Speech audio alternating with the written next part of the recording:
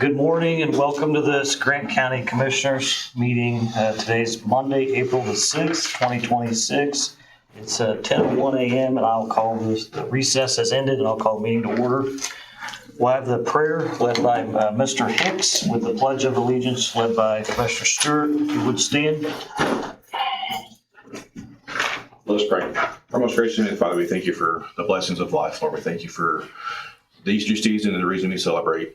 Lord, be with the first responders as they're out in the field. Be with the military. Be with the decisions made here today. May they be productive. In your name we pray. Amen. Amen. Please join me and face the flag. I pledge allegiance to the flag of the United States of America and to the republic for which it stands, one nation, under God, indivisible, with liberty and justice for all.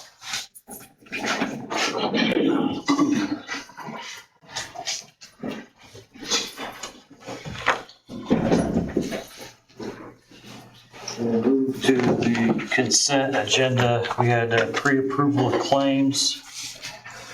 Claims minutes from 2/17 and 3/16 and payroll. Are there any questions or comments?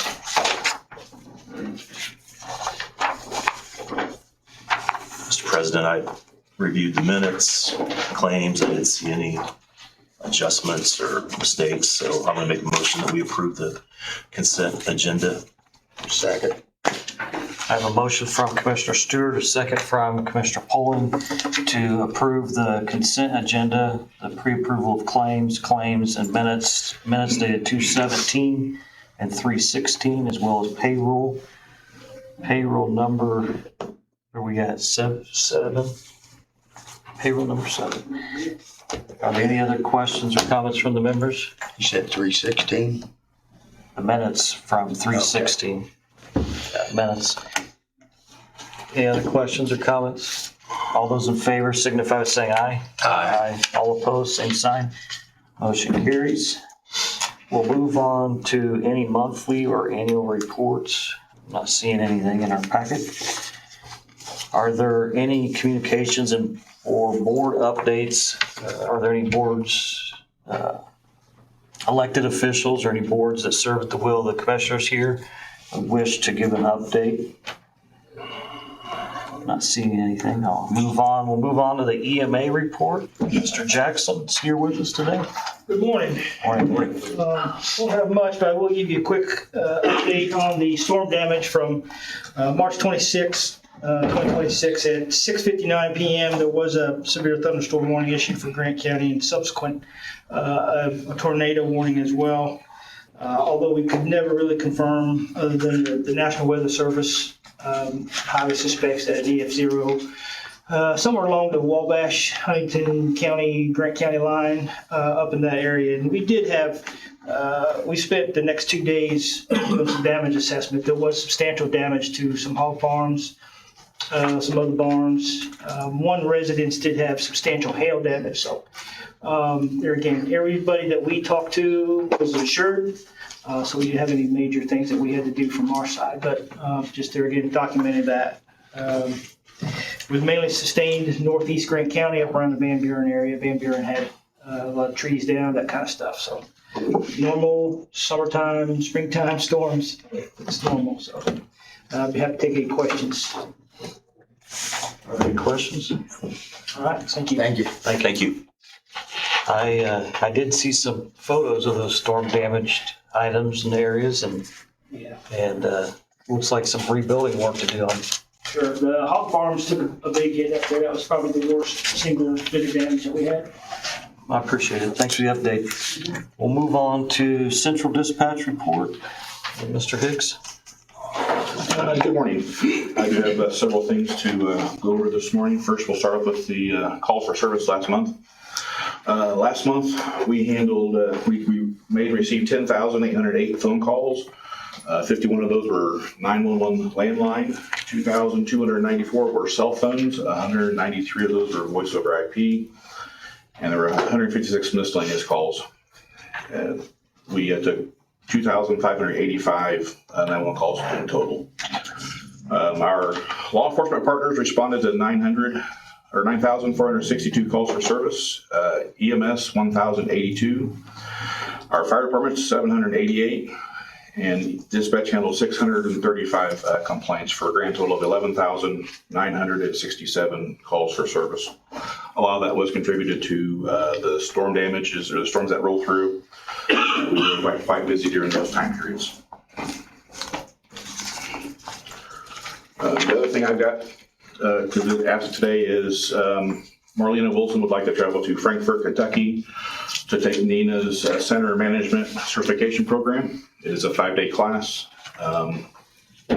She would leave on Sunday, May the 3rd, and return on Friday, May the 8th. It is out of state. I do have the money in my budget to pay for that class, including her lodging and travel.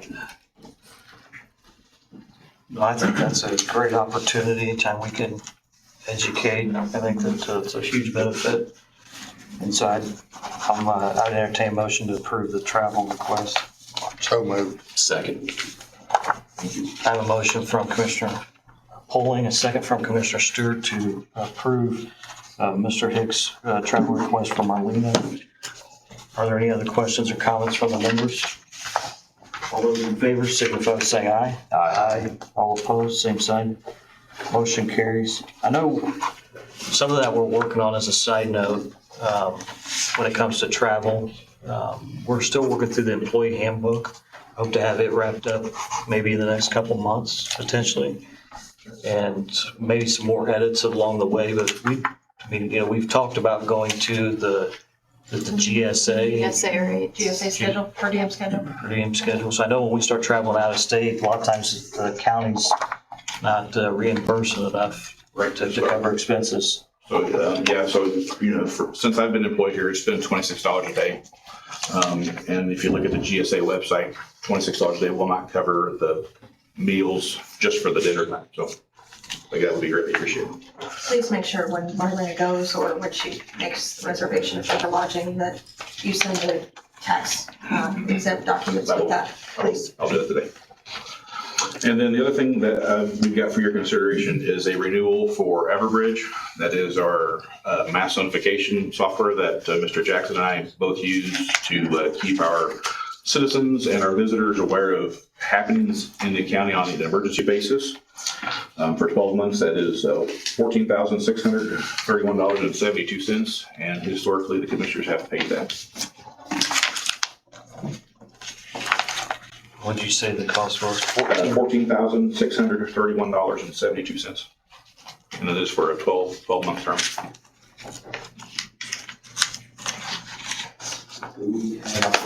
The contract. Okay.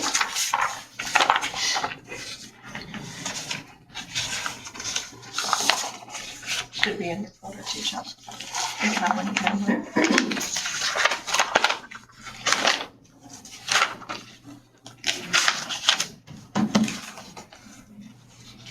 It's for mass notifications. Mass notification. Right. It also takes the weather warnings for thunderstorm and tornado and puts those out on Mr. Jackson's Facebook page, sends out emails, text messages to the residents, and then we can touch every cell phone in the county if needed for any other type of emergency that goes on. Hazmat, shelter in place, whatever it is, we can do that. Is this part of Nixle? Nixle. Okay. That is Nixle, that's Nixle's parent. Okay.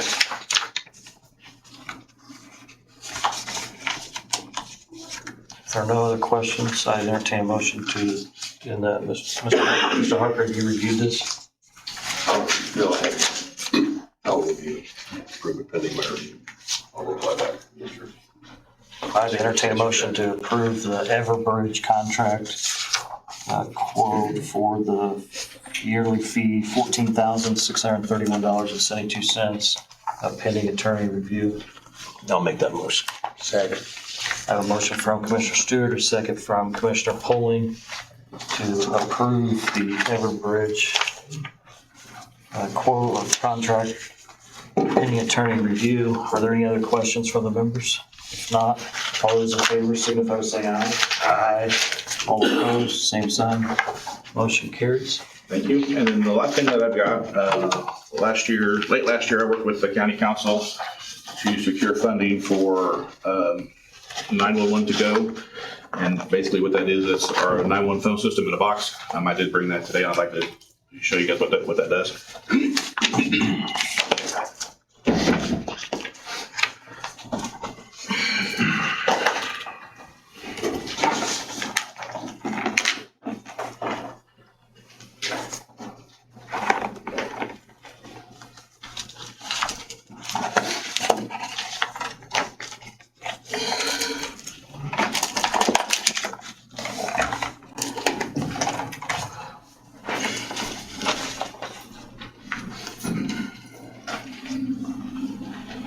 So the four of you have just been blessed as 911 dispatchers. In the event we need to evacuate our center, those phones in front of you will allow your dispatchers to answer 911 calls from your residents in the county, your visitors from anywhere that we have FirstNet coverage. That is LTE enabled. We can also make and receive administrative calls from that. So working with Mr. Elliott and IT, we can forward our phone numbers to those phones, and we are on the road and going. Currently, our command bus is set up with 4 radios that we can use to communicate with first responders in the field. We're working on some other features on the communication side as well. That's coming down the road. I'd be happy to entertain any questions. Are there any questions? If you look, the box is down there with all the hardware in it. Oh, yeah. I appreciate that, and No problem. This will come out of my annual contractual budget starting in 27. When I purchased the equipment in 26, that covered, or when I purchased in 25, it covered 26. it's an awesome option to have to be, hopefully we never have to use it. Hopefully, but if we do, we have it. Yep. Thank you, Mr. Hicks. Thank you, sir.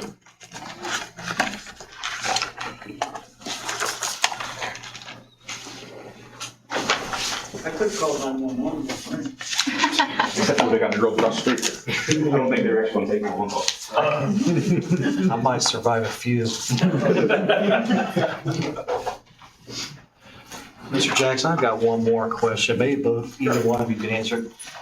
When we do tests for the sirens and we get a report, and we see a report and some of them have failed, who's responsible for making sure those get fixed? So the local municipalities are responsible for them, the upkeep, the maintenance, all that goes with them. So we send that monthly report out to the responsible parties, make sure that the only one that the county has currently, and that's just a new addition, is the one at the county highway department. The rest of them are owned by some municipality out there. So we make sure that they get that information. It's vital that they work.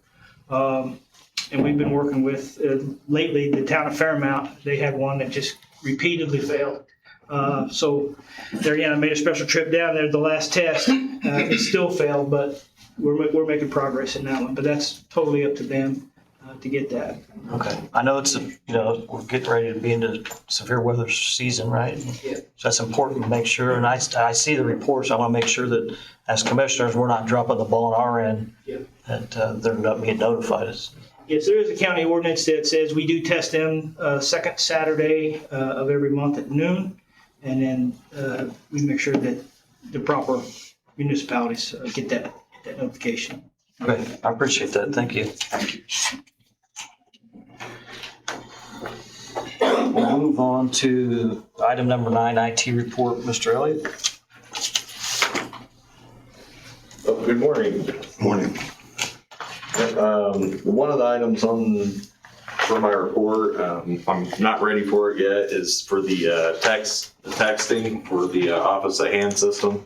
I'm still waiting on some information from our vendor, just to get a couple more questions answered on that.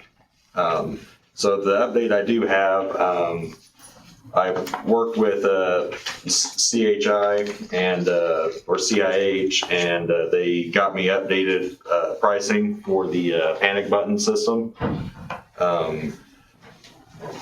I also had them answer some questions about, the ongoing costs and all that fun stuff. So they went through, they removed all the duplicate trainings from all the proposals. So we just have it on the one because it didn't make sense for us to get trained multiple times with each building because the system functions the same. The other question is like, what cost would we be paying after the initial purchase? And so the current agreements, they're for 3 years. So after the 3 years for all 5 buildings, they told me it was $675 per building, which for all of them, it's about $3,375 annually for all 5 buildings after the initial purchase. So whatever questions you gentlemen have, I'll be more than happy to answer them.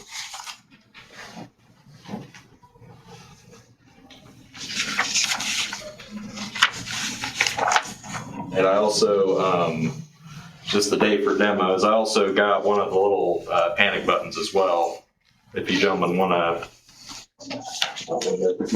hand that to them so they can look at it. And you said that it can be configured for one push or two differently? Yeah, so you can have different prompts on it. So one could be like a active shooter, then you could have 2, like if somebody's having a medical emergency. So we'd have to, train county employees and all that stuff.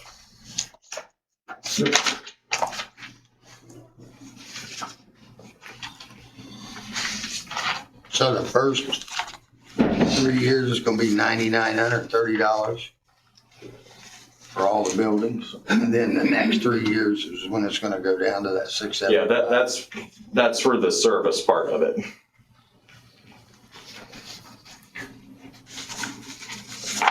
Each packet that you have has a quote. Right. Yeah, but for the services part, they took that out of all of them, put that in there, but that's included in each of those for each building.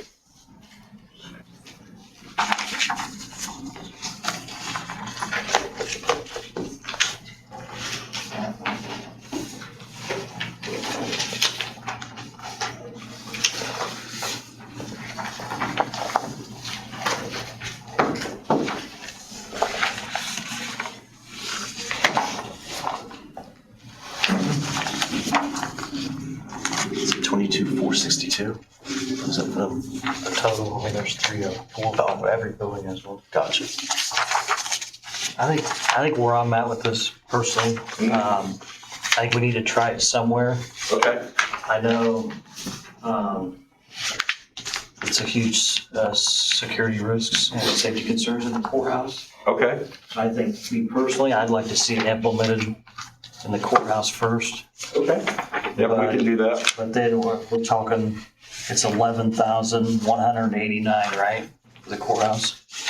So for the courthouse, I had $17,947, and those are that should be the new quotes because they went through and refreshed them because they removed the duplicate entries for the training. I think we should try to apply with that court reform grant that you've used before, for the IT equipment last. Yeah. Security. Is there any way we could, Security. the security grant? Militech, I believe. Yeah, I know usually they call it a quick turnaround grant.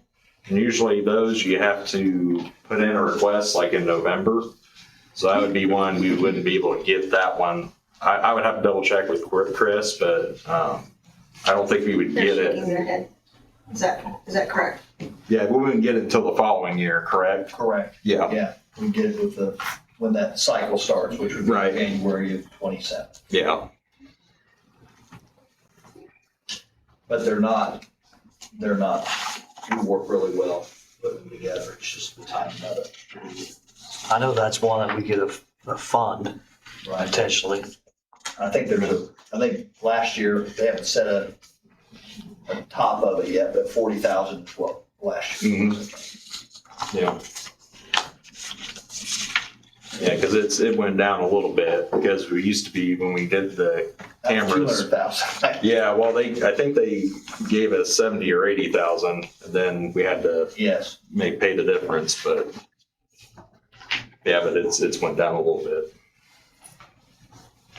So what's your recommendation, Marcus? Well, I mean, I don't have money in my budget for it, but if you gentlemen have money in yours, like we could just start with the courthouse, get it They'll be able to implemented. still get this same deal with these guys, even though we just do one building. Yeah, it's the same, because I had them break it down over each one, so the pricing's the same. Okay. So we don't have to get all of them to get the pricing.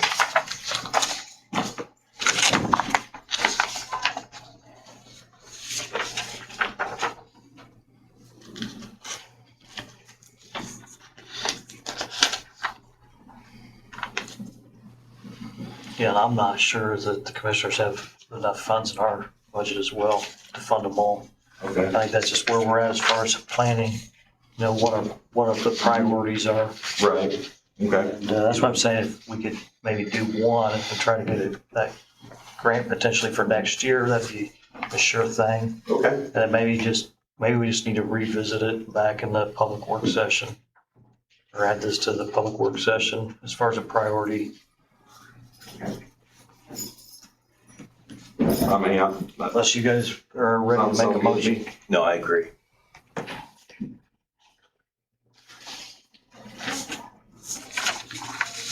Thanks for the info, Marcus. yeah, no problem, gentlemen.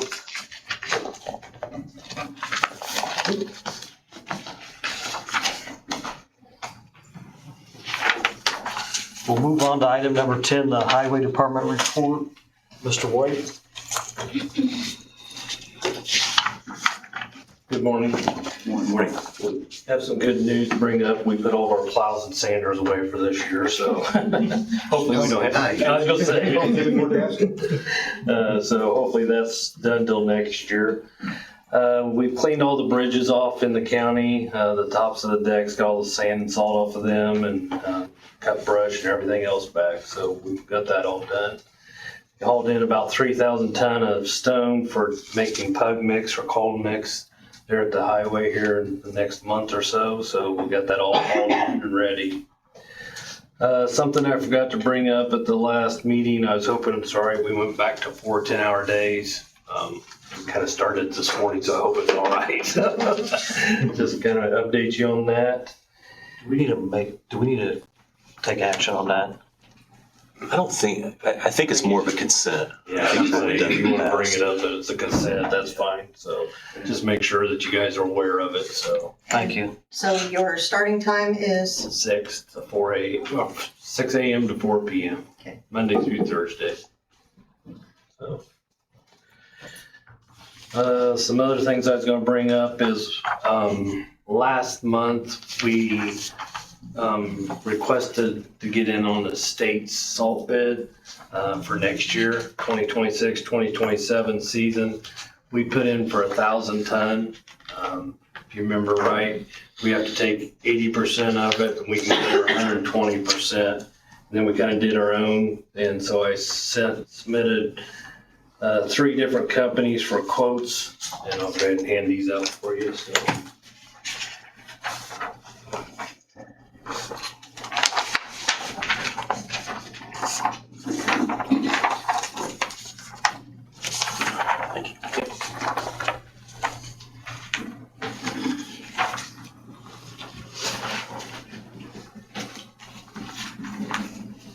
If you see in there, we only had one company sent to Compass Minerals, Cargill, and Morton Salt. We only had the one company, Morton Salt, gave us a quote for $116.61 per ton. Last year, their price was $95.84, so it's went up quite a bit. Last year's state, what we got on all of last year's state bid was like $85 a ton. I don't believe they come out with their bid till the end of the month of May, so we'll make sure that we get on that. And then like I said, if it's all right if we go with Morton for a kind of a backup, that worked out pretty good for us this year, so.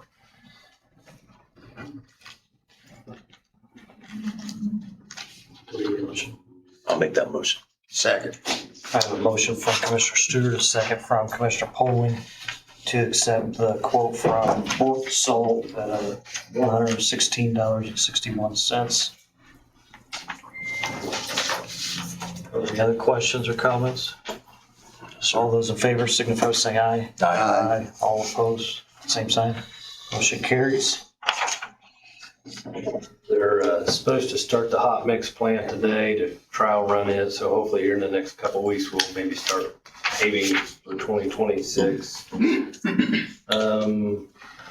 think the next couple of things on the agenda is the highway vehicle sales. I talked to Mr. Harker on that.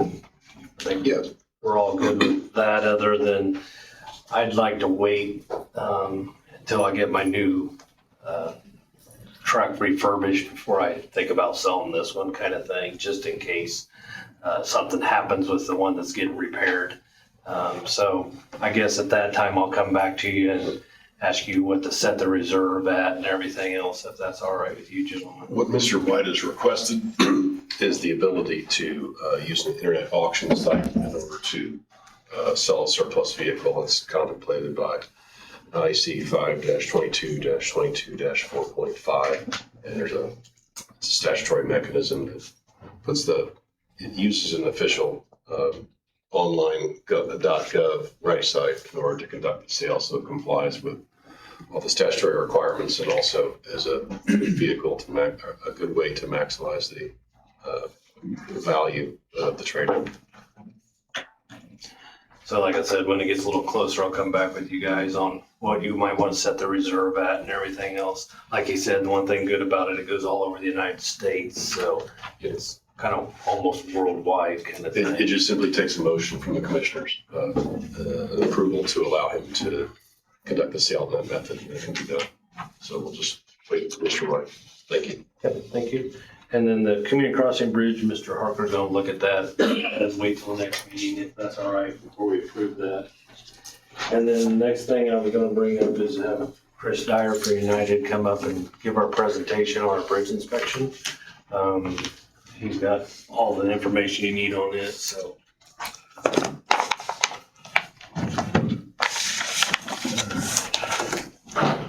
Does anybody want the book?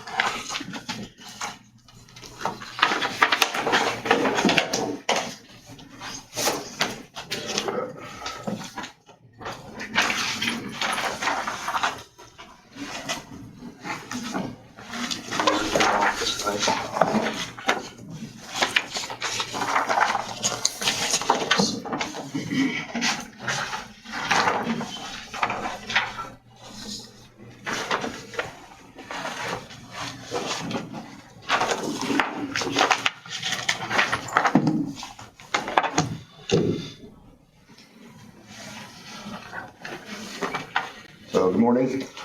I'm Chris Dyer from United Consulting. I'm the project manager for the Grant County Bridge Inventory.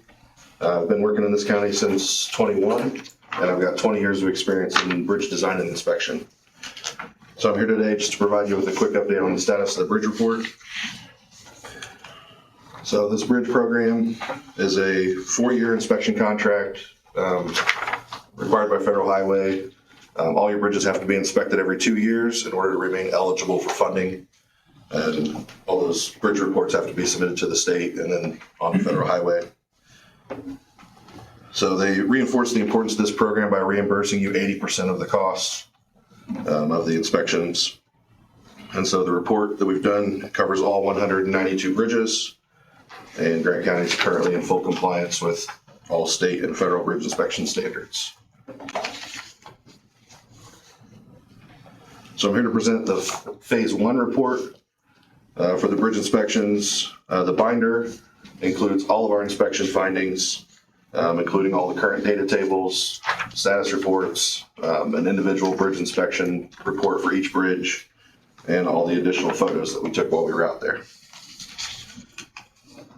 Also included in the binder, and I also have additional copies here if you'd each like one. The USB flash drive that has an interactive report version of that report on it that allows the user to click back and forth between the map and the bridge report and the photos without flipping through the book. It's just instant access to everything that's in there.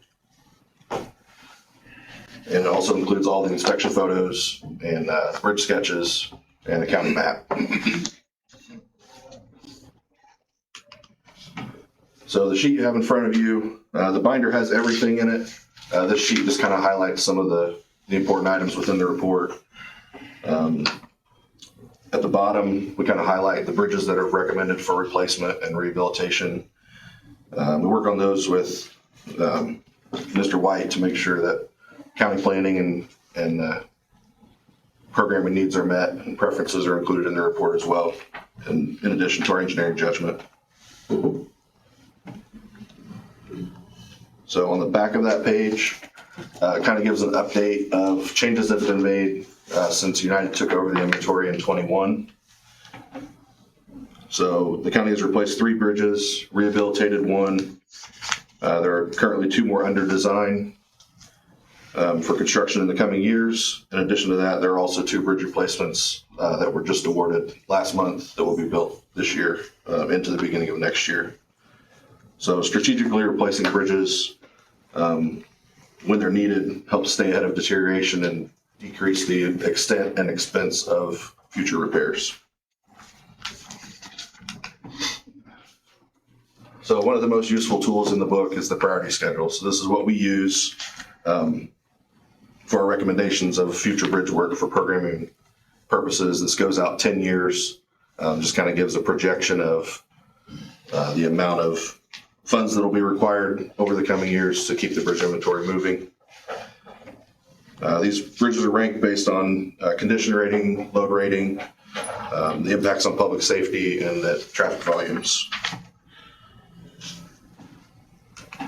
And then another helpful tool in there, this is kind of more for the highway department as a maintenance checklist. So this lists every bridge in the county and the recommended maintenance in these categories that help them group work types together to effectively maintain bridges in the most cost-effective way. So on behalf of United, thank you for selecting us to work with you. And if you have any questions about the inspection process or information in the book, I'd be happy to answer those.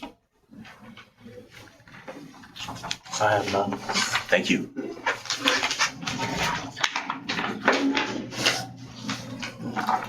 Mr. White, before you leave, could you just explain to the public that how the bridges work in the county, and even though that they're in the city, they're still county bridges? Okay, yeah, any bridge that's not on a state road, whether it's in a small town or city of Marion or whatever, it's over 20 foot, it's considered a bridge, and the county's responsible for that. Like he said, we got one in design on 14th Street here in Marion. That's the reason is because it's county bridge, it's over the 20 foot. So it don't matter if it's in upland, Sweetser, Swayze, whatever. If it's over that 20 foot and it's over a waterway, then it's considered ours, or like a railroad or anything like that. So unless it's on a state road, then it's ours to take care of, maintain, and everything else. So as far as our county, we have, like you mentioned, yes, we have 192 bridges. And then there's also structures. Right. And so how many structures roughly? Almost 800 that are from 36 foot or 36 inch to the 20 foot. So yeah, there's a lot of structures in the county too. So. And the average cost of a replacement of a bridge is what? For a small local bridge is $500,000 plus. That's just for the construction. Right. Time you get done with design and permitting and all that, I would say you're probably around the $1 million mark kind of thing. So that's why we're always trying to, we've got 2 in design right now that, that we're staying ahead. So then if we do get community crossing grant, hand it to them and say, hey, we got these ready to go to bid. So it helps having them on a shelf ready so that we're not behind. And then they say, oh, we need extra money. And we don't have anything designed because it probably, with permitting and everything, you're talking 6 months to a year to get all the design and permitting and stuff ready kind of thing. So we always try to make sure we're way ahead of schedule and we're ready. So, I appreciate your work on it. Thanks for the update. Thank you.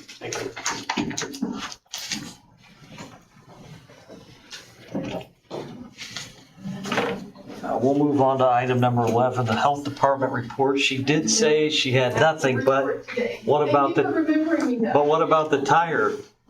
It is going, the 18th. The 18th, okay. Yeah, Tire. 8 to 1. Tire amnesty at the recycle center, 8 to 1 on the 18th. Okay, perfect, thank Up you. to 10 tires per household. We'll move on to the Veterans Service Office report. I do not. I don't see them today. There's no old business, so we'll move on to new business. We do need to add an item under new business, item B. Community Correction Advisory Board appointment requests. We'll go ahead and start with item number A, Court Services 2026 Grant Award Report. Melissa Stevenson. Good morning. Morning. So about every year around the spring, I come in and talk to you about the grants that we are currently receiving and those that are anticipated in the future. So I'll just kind of start and give you a rundown. You should have received like a summary of the grants and the dollars assigned to those. One of those would be the pretrial services grant. So for the 2026 year, we received $268,531. And this pays for 3 full-time probation officers and the majority of their fringe benefits, along with a stipend for the coordinator, training, local attorney fees for meaningful first hearings. I'll talk a little bit more about that particular grant later, but that's what we were awarded this year. The Justice Partners Grant, we received $39,686. This pays for staff training, treatment interventions that we use for in-house groups and supervision meetings, and we have funding there for screening and assessment tools. The next one we have is for the drug court grant. That's $27,500. That's for looking at things like participant needs. So sometimes they don't have the means to pay for, whether it be gaps in insurance, so they need medication or services, or assisting them with getting into residential, things like that. Drug testing, client incentives, graduation supplies, staff training, program evaluation, and the therapy dog expenses. And then we have the Veterans Treatment Court for this year is $16,500. This pays for benefits. There's a small stipend in benefits that we were using for a peer, for client incentives, drug testing, participant needs, and staff training. We have a local DART grant for drug court. That's $2,500. That's for drug testing, incentives, and client needs. We have another drug court alumni grant from DART. That's $1,200. That helps to pay for graduation expenses. So that could be snacks and supplies for pro-social events, incentives to present at drug court graduations. We have the mental health court grant, which was $56,986. This pays for a portion of the salary for the and benefits for the mental health court coordinator, stipend for grant management for our office manager, incentives, drug testing supplies, participant needs, program evaluation, staff training, and then we also this year put in therapy dog expenses. So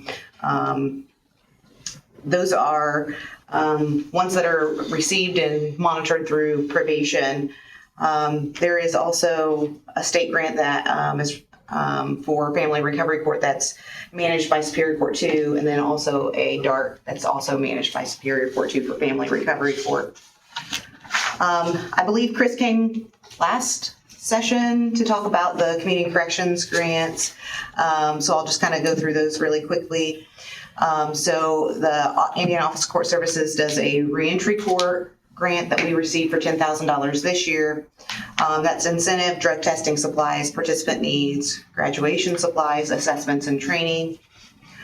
We have a local DART community corrections grant that's $4,000 that looks at contractual services with a treatment provider. Could include assistance with getting them into sober living and things like that. Incentives and drug screens. Then we have the community corrections supervision grant that's $969,961. This provides funding for staff member salaries, insurance benefits, and a couple of part-time salaries as well. And then we have the court recidivism reduction program. That's $266,042, and that pays for staff members and salaries, insurance, and benefits within community corrections. So the total grants that we are having filtered through for court services and probation and community corrections for this year is $1,662,906. So that's kind of just an overview of what we've got coming in this year. And then talk a little bit about the pretrial grant. So some of you might recall back in 22, the funding started looking different for the pretrial services grant.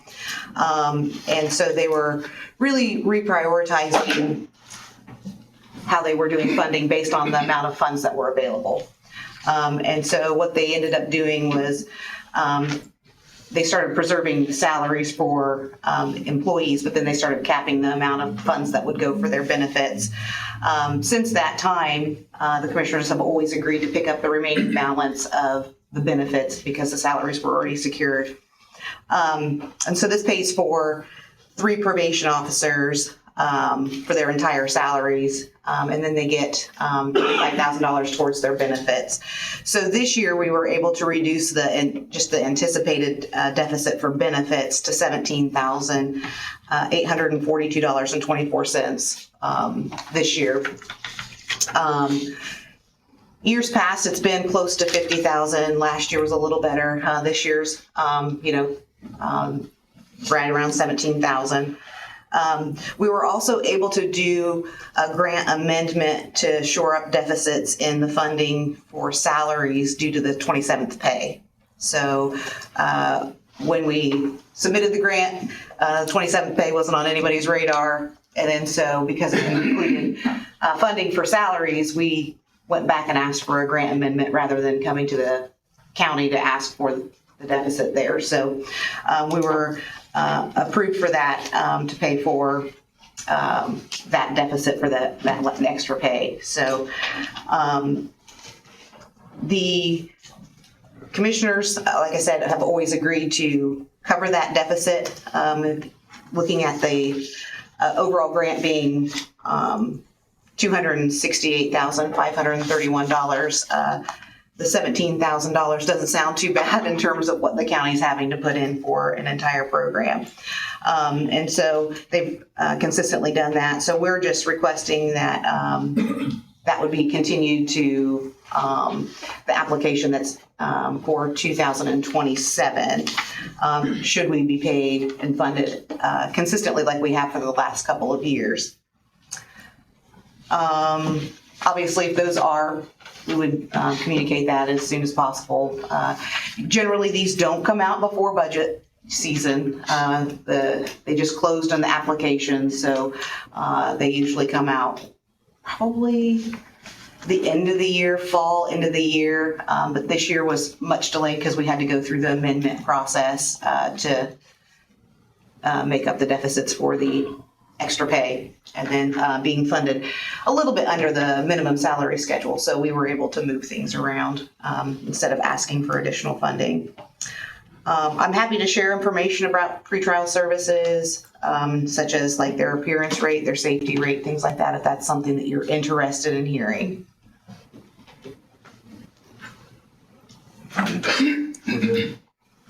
Good. Okay.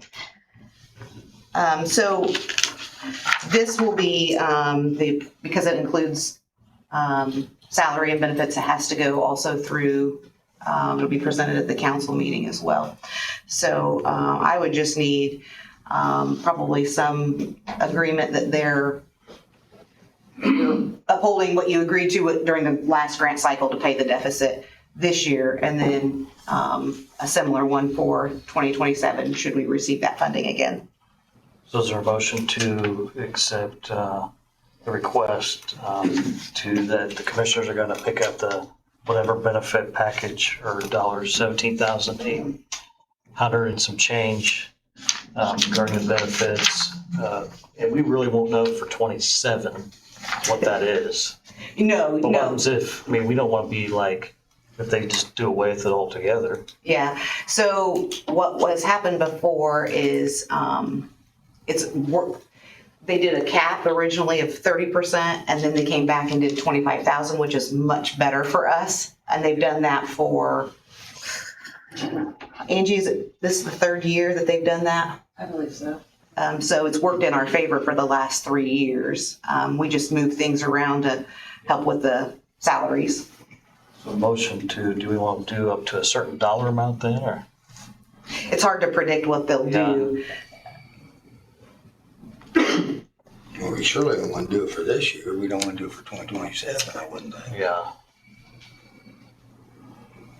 So typically what has happened is you'll, because the grant cycles are now, and so what you'll do is you'll support the application. And generally what's happened is you have approved to cover the deficits if it's funded in a similar fashion.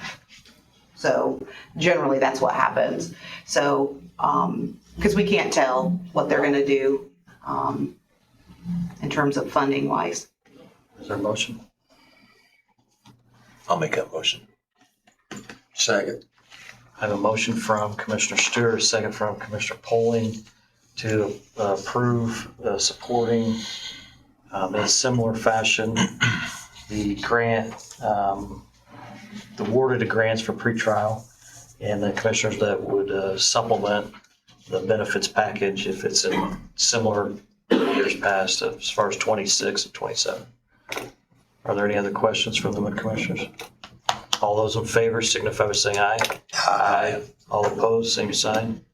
Motion carries. Just for clarification, so there is an approval for both, right? Yes. To pay the deficit 26, this year, and then if it's in a similar fashion, yeah. Okay.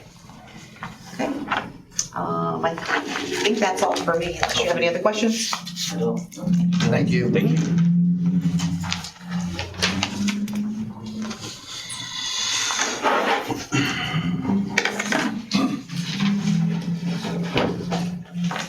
We'll move on to Mr. Cunningham. Okay.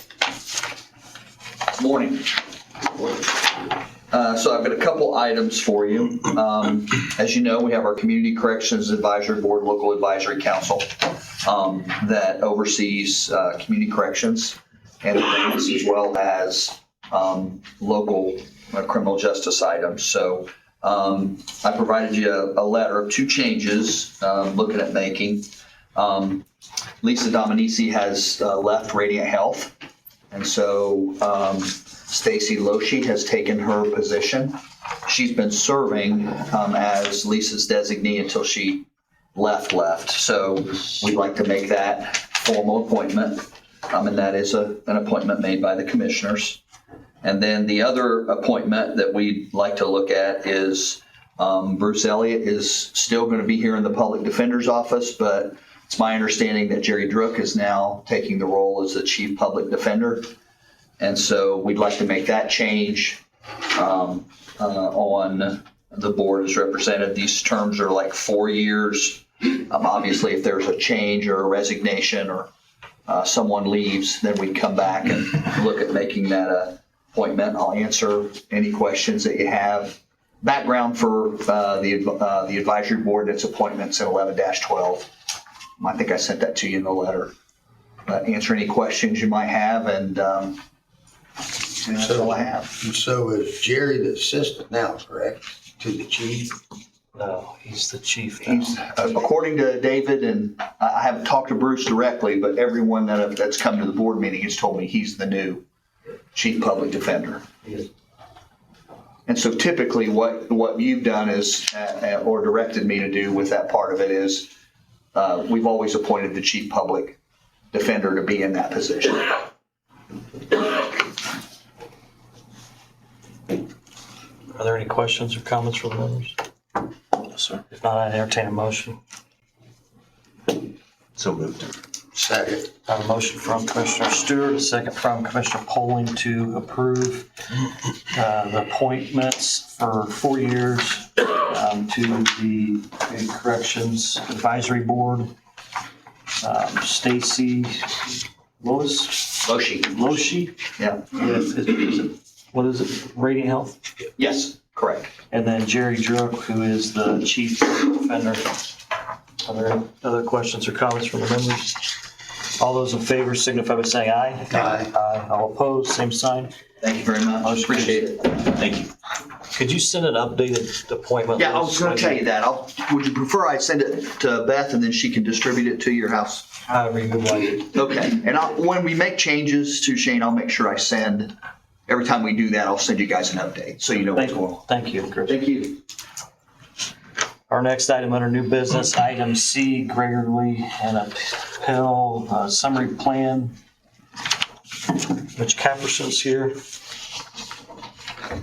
Morning, Commissioners. Morning. It's great to see everybody today.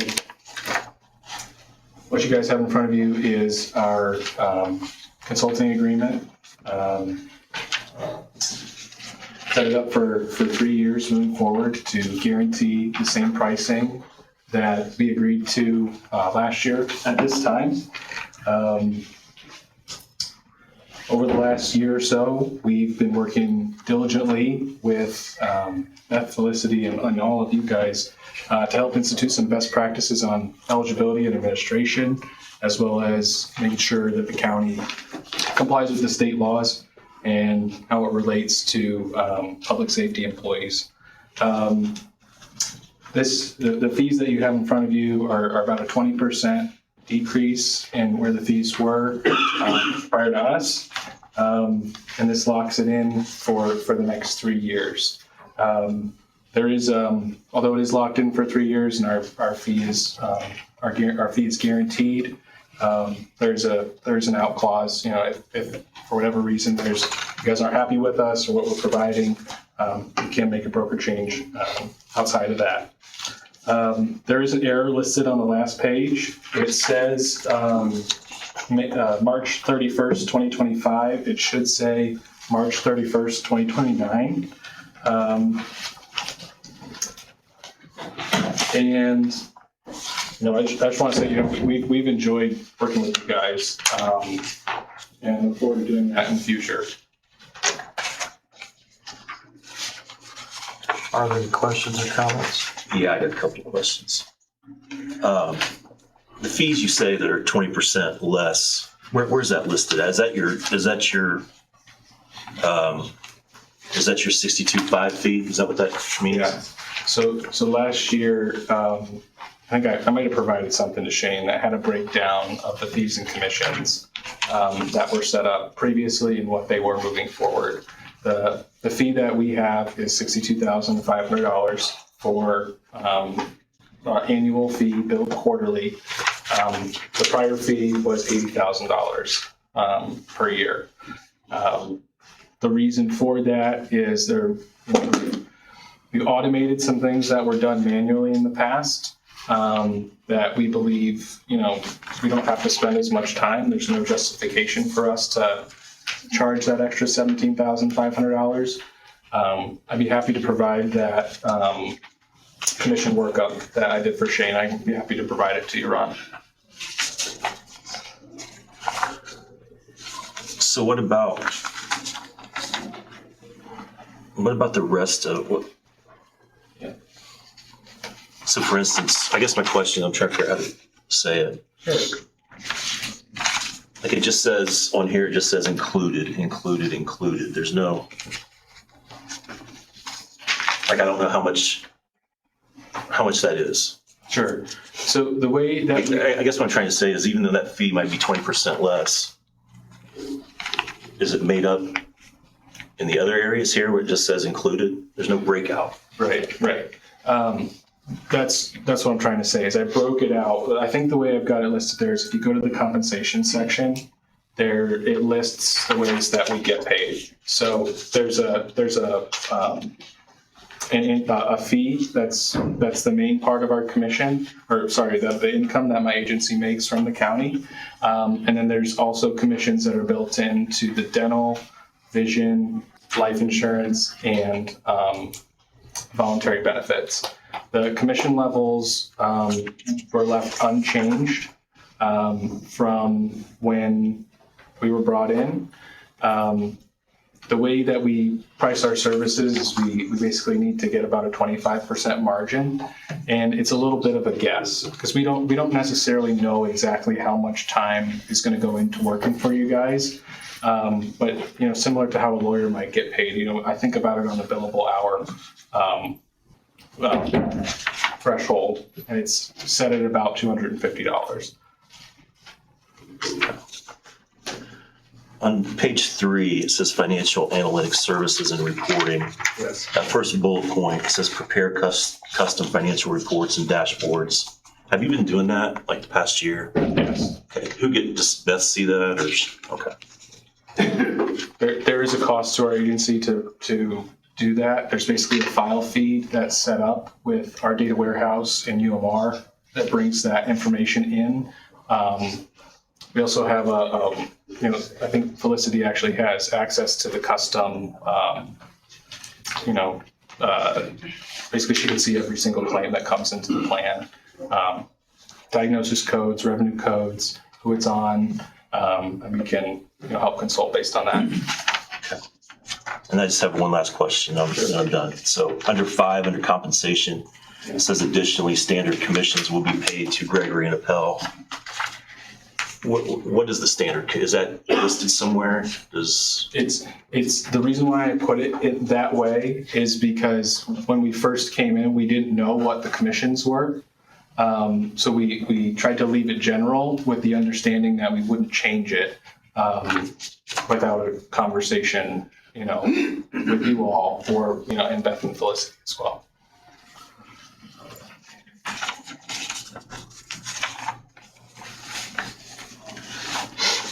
This is the same agreement we passed before, correct? Yes. The only thing I changed is I left out your per employee per month cost for Employee Navigator. We've gotten that mostly, if not all, covered. I can't remember. I have to go back. Are you guys still paying a bill 50 cents per employee per month, or is it no longer coming in? Because I believe we negotiated that out with Symetra. We haven't seen it this year because I think that Symetra is paying the entire bulk of that. The prior agency was building and servicing Employee Navigator for you all. We don't use that approach in the marketplace. Basically, we use best-in-class third parties to do that. I wanted to account for that cost to the county in the agreement because it is part of your, what you guys would pay. But now that you're not paying it, we got it negotiated out. I've removed it. That's the only change. And the term of the agreement is a change as well. It was a 1 year last time.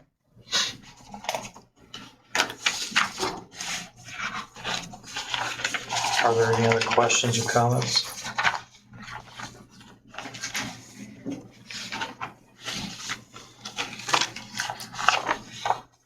Mr. Harker, have you reviewed this? I have. There's at least one change on page 5 that needs to be adjusted. The date, correct? That's correct.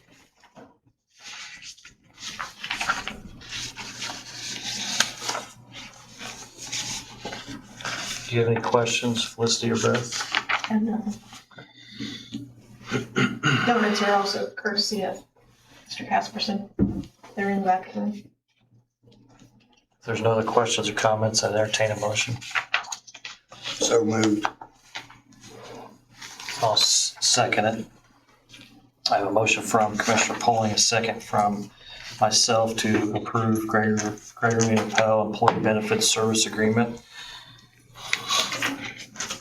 from March 31st until 2029, correct? And there is a 90-day out. And that correction to the back page, page number 5. Are there any other questions or comments? All those in favor signify by saying aye. All opposed, same sign. Aye. So, motion is carried. Thanks, John. Thank you. Thank you. Also in your packet, I have the health benefit summary plan distribution. I did not print the entire document. It's 117 pages, but I do have a copy upstairs. This is the acceptance page to accept the health coverage for our employees. Just continuing the same benefit and coverage that we had previously through UMR, and that would need a signature as well. Do we need a motion for that? So moved. Second. What do we It's Approving the Oh, okay. health benefit plan just talks about the things that we cover, that UMR will cover, that we allow as far as our pharmacy plan and our medical care. Gotcha. I have a motion from Commissioner Polling, a second from myself to approve the updated UMR summary plan as presented. Are there any other questions? All those in favor signify by saying aye. Aye. All opposed, same sign. Motion carries. I'll get it after. So we'll move on to item D, Ivy Tech Students EMS Ride-Along Affiliation Agreement. Morning. Morning. Chris Jones had contacted me. He's EMT students have to ride along on an ambulance for a set amount of hours, and he's not able to get all those hours covered by Marion General, so he's asked if they could ride along with us. They sign waivers. We've done it before for Leffler Center. They just come out and do shifts along with our crews to get their clinical hours for their class. Did you have any problems with that draft? I didn't see any, but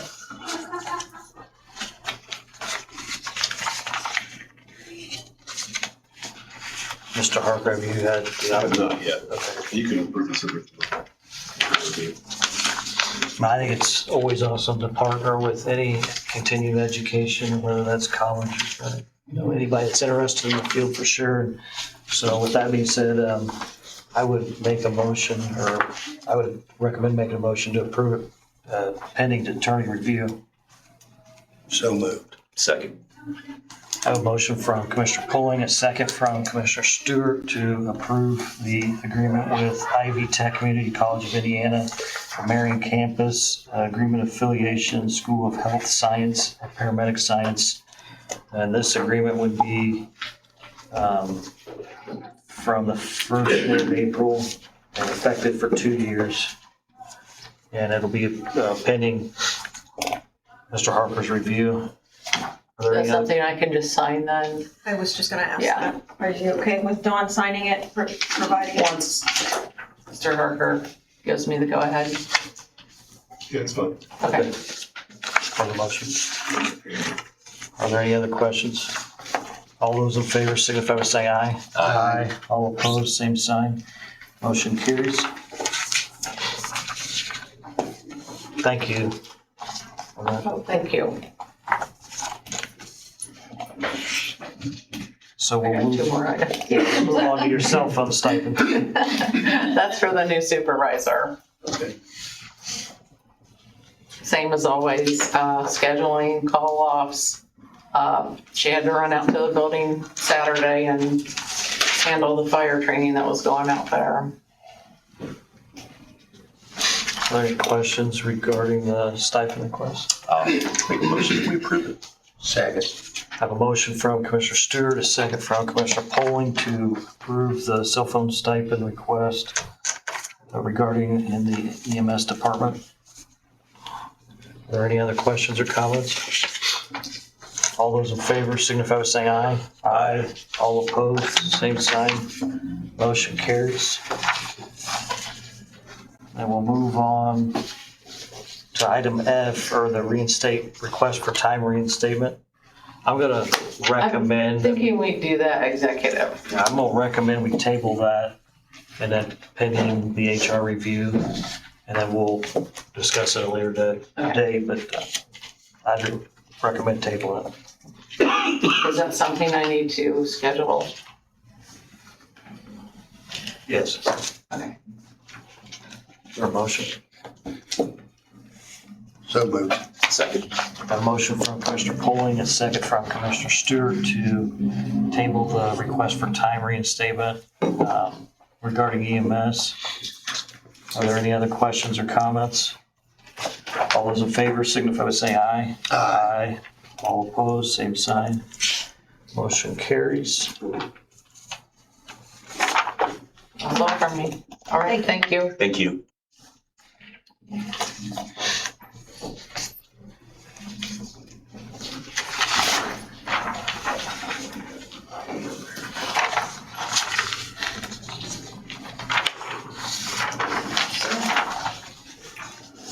We'll move on to item number G under new business, a letter of support for ECI Indiana Regional Planning District CCF grant for the Entrepreneur Acceleration Program of East Central Indiana.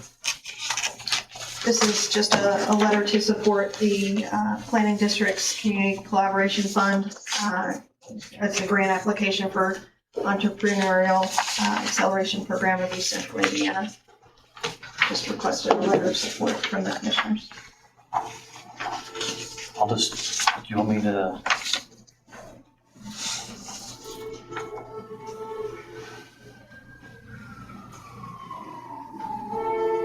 Are there any other questions or comments? A letter of support? You have the letter. I'll make a motion, we approve it. Second. I have a motion from Commissioner Stewart, a second from Commissioner Polling to support the letter of support for the Community Collaboration Fund Review Committee within the Indiana Economic Development Corporation. Are there any other questions or comments from the members? All those in favor signify by saying aye. Aye. All opposed, same sign. Motion carries. We'll move on to item number H, Commissioner's Sale Resolution. Mr. Harker, I believe. Thank you. This is a second resolution to pull certain tax sale certificates from the upcoming commissioner's sale. It's going to be held April, end of this month. These were requested by the city of Mayor, so we have drafted a resolution to pull these parcels from the tax sale.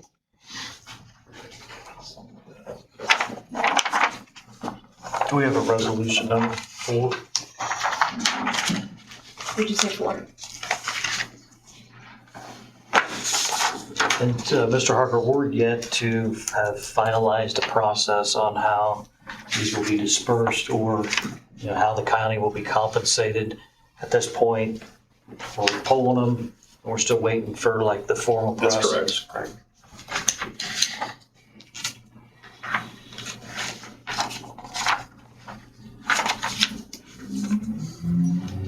Are there any other questions from the members? No, sir. So it's a resolution for 2026, a resolution identifying tax sale certificates to be pulled from the tax sale to the public.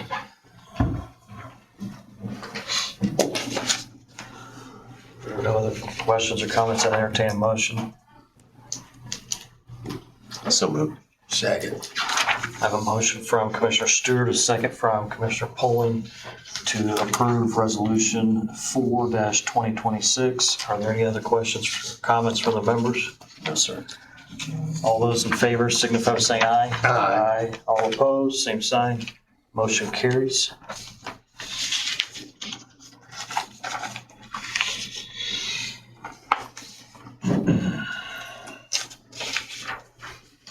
we'll move on to item I, notice of cancellation of the BCS management contract.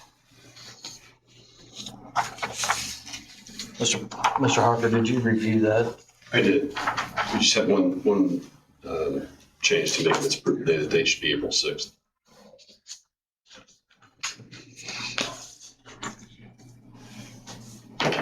Financially, are we on the hook, Mr. Harker, for anything?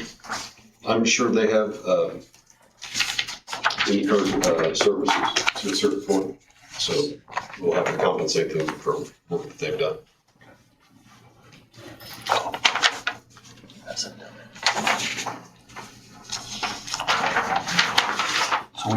do you want to go over the letter?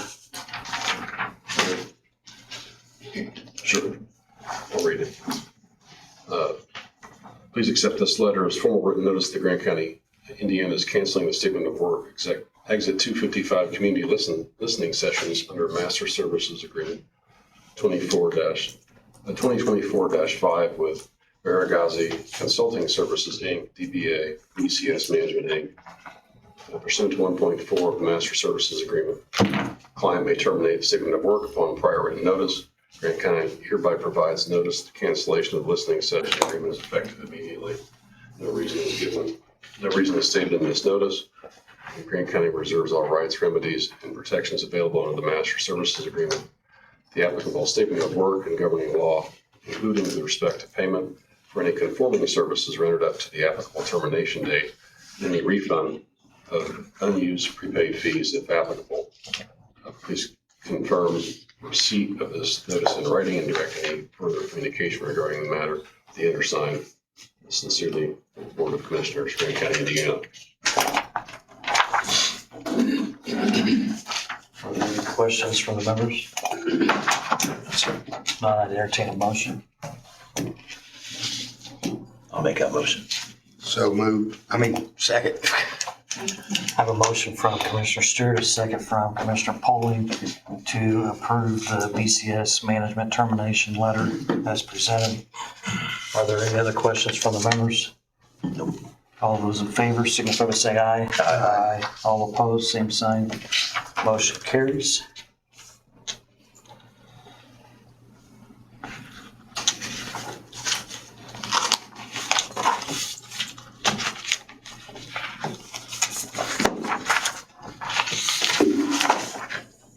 So we'll move on, scheduling of a public work session. I emailed the commissioners and we have got a lot of projects potential projects and a lot of things in the works. And so the idea of a public work session is to be able for us to look at all the things regarding the buildings. Whether that's boiler chillers or the landscaping or anything building related, we need to prioritize, and we can do that in a public work session. I think it's a good idea that each commissioner prioritize their own wants or needs as far as the buildings go, and maybe even space utilization. Like what do we want to see with the bank building if it becomes fully renovated and those types of things. So I think that public work session is a public work session. Like it says, I don't believe we've had one as commissioners. So I think this is something new that we're going to try in a public setting. I'm thinking May the 11th at 9 a.m. If that works for you guys' schedule. What day is that on? Is that Monday? And being as that we don't have to do claims or anything. Should work. Is this going to be advertised to the public? Yes. So we'll put on Channel 27 and all that? Yes. Yeah, it's a public meeting, right? I mean, Yeah. Recorded on the website. yeah. Instead of county business, it's, defined as a work session. So are we good with the May the 9th then? 11th. Or May the 11th at 9? I believe so. Yeah. Okay.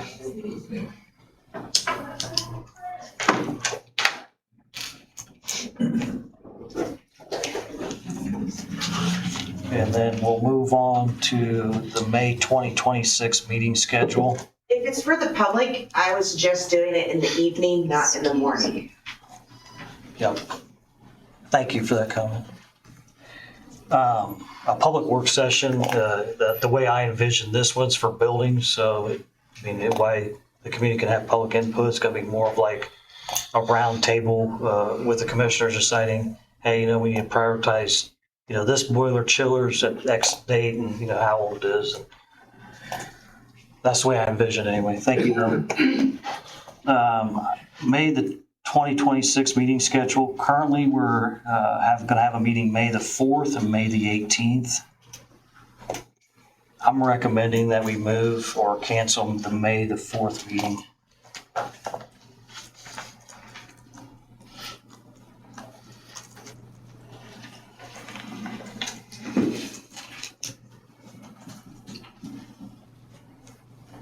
Gentlemen have a preference whether you want to move it or cancel it? Beth, do you see any issue with just canceling it, or do you think we need to move it? I think we'd be okay. Angie, do you have any questions on that one as far as the May 4th? Nope, we're good. I know that's a practice that has happened in the past. So. I'm okay with either one. Do you have a preference? No, I'm fine. I would just recommend we cancel it. Okay. I'll make that motion. Second. I have a motion from Commissioner Stewart, a second from Commissioner Poling to cancel the May the 4th meeting. Are there any other questions or comments? All those in favor signify by saying aye. Aye. All opposed, same sign. Motion carries. You gentlemen have anything else for the good of the order? I do not, sir. Well, I just want to know, does it still take 2 commissioners to control everything day to day? Or do you have control of it day to day? Typically, the commissioners don't operate the day-to-day. The department heads, such as Beth and our maintenance director, operate the day-to-day. So nothing has changed as far as past practice. What has since me and you there the first 10 months? I mean, Mike needed a tool, I had to call. He called me, I okayed it. I had him okay you, correct? Mike has his own monies within his department, and Mike's a department head. So Mike's not calling me for But anything. according to you, Commissioner Stewart, you emailed me and said Beth was in control of day to day. We are in control of day to day. That's why we were elected. We can't put it on our people when we're supposed to make those calls for the people. We don't, in my opinion, we don't want it. I'm not micromanaging department heads. I'm not micromanaging Beth. We, me and Shane never It's- did for the 10 months, but we were still here. We're okaying everything. We're in charge. You weren't here for the first 10 months. We're in charge, but the department heads and Beth run the day-to-day operations. We run the day to day. We are commissioners. If I'm here, I'm best boss, correct? Correct. There's a difference between running the day-to-day operations and being her boss. No, because like I'm saying, if somebody needed something, they would call me or Shane. We would tell them to call me or Shane, so they had 2, correct? That's not running. That's how we ran it all along. That's not running the day-to-day operations. I think we're disagreeing on the semantics. And the Well, I was definition. here day to day, and Shane was here day to day. So Well, that's, that's how your we ran choice. it. I mean, I don't know that the department heads want the commissioners overseeing and micromanaging their departments every day. It's no different than the administrator doing it. I mean, if I'm the auditor, or I don't want the commissioners.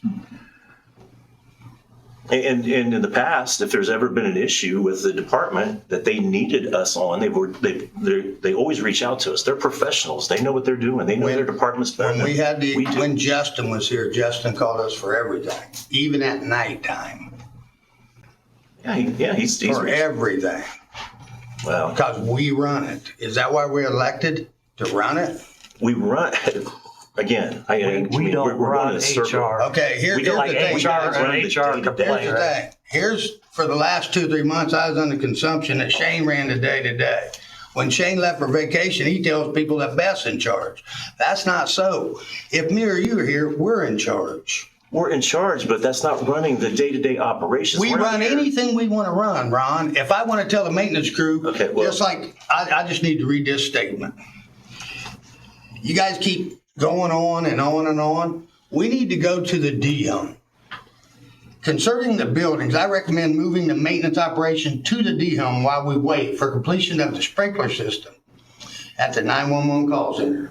We need to perform regular maintenance at the DHUM to better assess its condition and identify what's needed there. The sprinkler system could take 6 months or longer.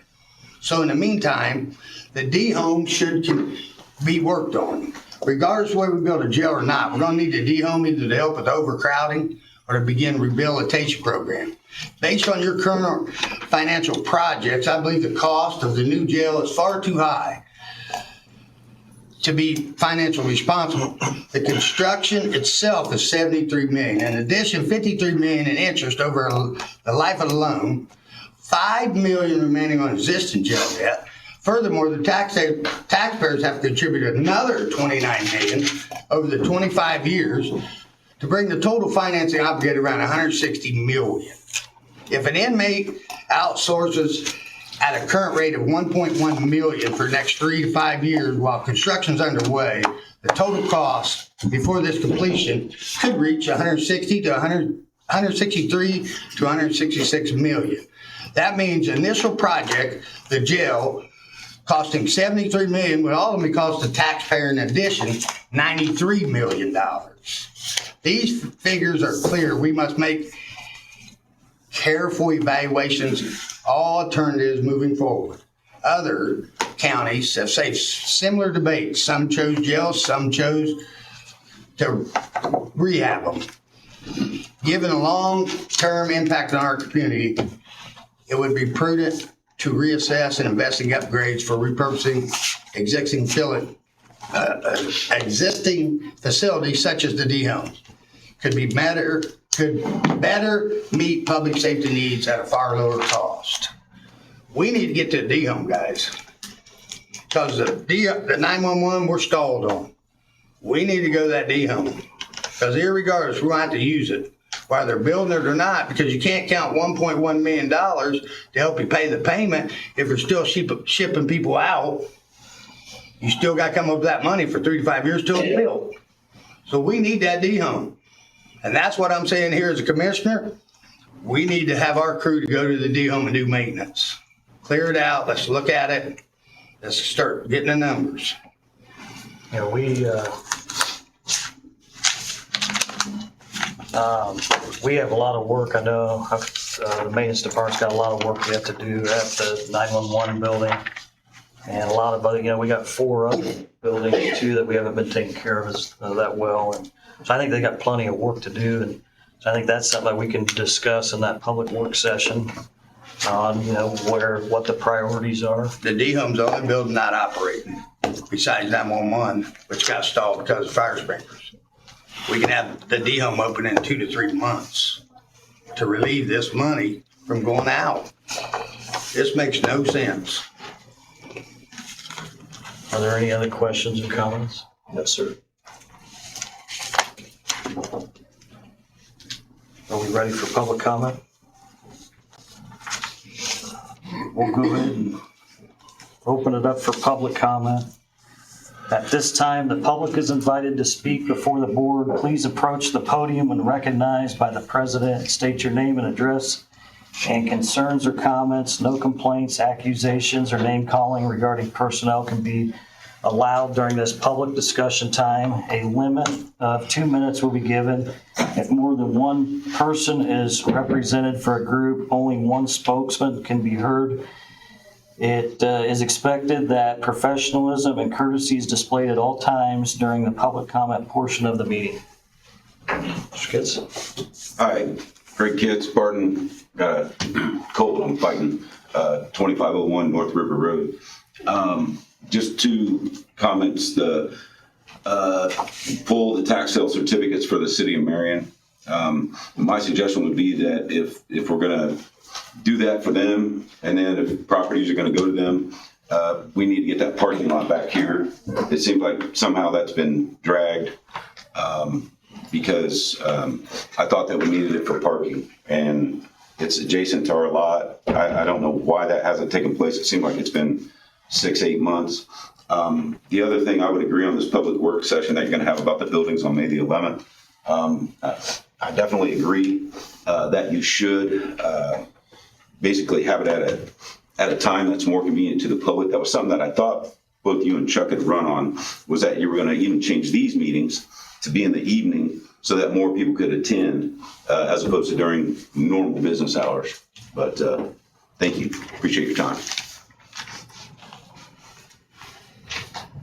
Are there any other public comments?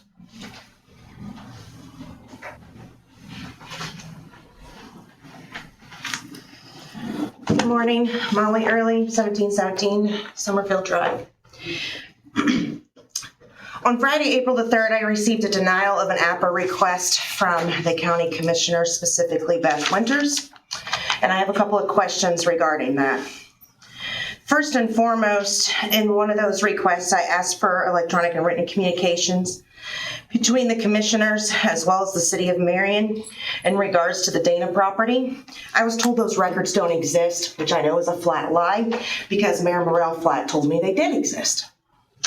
So somebody needs to figure that out, and because the Attorney General and the Public Assessor's Counselor has already been notified of my complaint.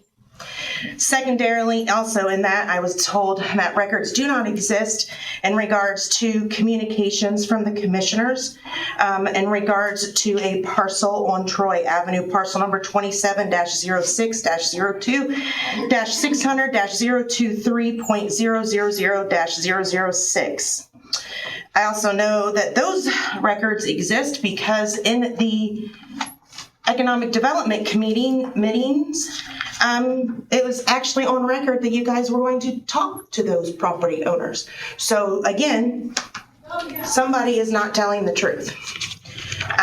Additionally, just to kind of clarify as well, I was told in this that the communications between the commissioners in regards to no longer pursuing the development, that both you on March the 6th and the Chronicle Tribune on March the 11th stated that you were no longer going to seek development at that area. That's ironic because anytime a vote is made, it's supposed to be made in public amongst the three of you. And when I asked for the communications as to how that decision has been made, I've been told it's interdepartmental communication. So therefore, any decision that was made in regards to that technically is not legal according to the Attorney General of Indiana. Thank you.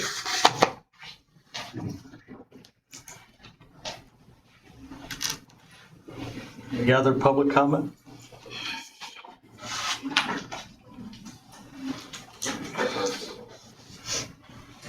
Hi, Randy Atkins, 8560 South, Wheeling Pike, Fairmont, Indiana. I really didn't intend to piggyback on what Commissioner Pauling said, but I did tour the D home last week, and I knew that there's been discussions in regard to whether it's worth putting money into our older facilities. So with that, if Google's sharing correct information with me, the state penitentiaries that we have in the state of Indiana, Miami County is 28 years old, is the newest. Pendleton is 103 years old. Michigan City is 165 years old. So it appears that somebody believes that improvements can be made to those buildings to meet whatever needs that we have. Our jail attached to this facility is 45 years old. The detention home is 26 years old. It's actually the newest facility that we have right now. As a building grounds director for Eastbrook Community Schools, I became involved in making sure that those buildings were suitable to educate the students in Grant County. Oak Hill High School is 67 years old. Marion High School is 62 years old. Eastbrook High School is 58 years old. Madison Grant is 55 years old. And Mrs. Centerville is 49 years old. Again, I want to share, our jail here is 45 years old.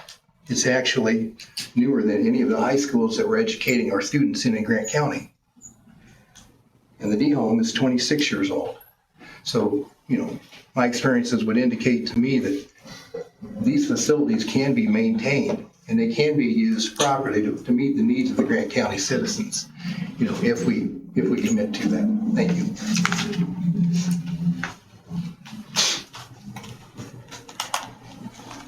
Are there any other public comments? Not seeing any. Our next regular meeting will be Monday, April the 20th at 10 a.m. And I will note the RDC, Redevelopment Commissioner meeting has been canceled. That's supposed to be held this afternoon due to a lack of agenda items. And so the RDC will not be meeting. But the Commissioners' next regular meeting is Monday, April the 20th at 10 a.m. We'll be in recess.